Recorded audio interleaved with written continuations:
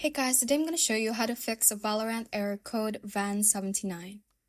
First, go to your search icon and search for services. Let's open this up. Once we're here, click on any service that is on the list and hit the letter V on your keyboard, and you should be able to locate the VGC option.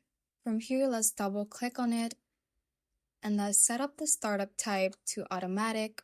And the service status should say starting, so if not, you can just click on the start option right here.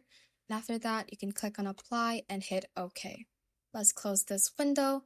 And the next step will be to search for CMD. And we right click on it and we run it as administrator. Click on yes. And what we're going to type in here is netsh space winsock space reset. Hit enter on your keyboard. And the next command would be ipconfig space /flush DNS and hit enter once again. After that, let's close this one, right click on your start icon and let's go to settings. From here, let's click on update and security. And what we're going to do here is to check for updates and download the necessary updates to keep your Windows version on the latest one.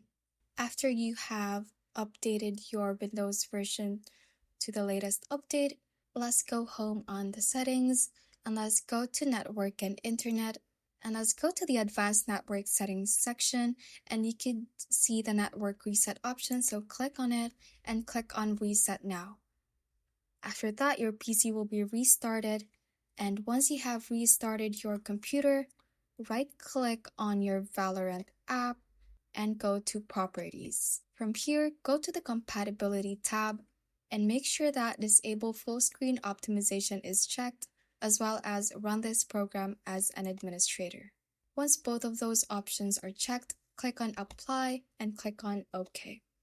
And that is how you can basically fix the Valorant error code VAN79. Thanks for watching. If you found this useful, hit that like button and subscribe for more videos like this.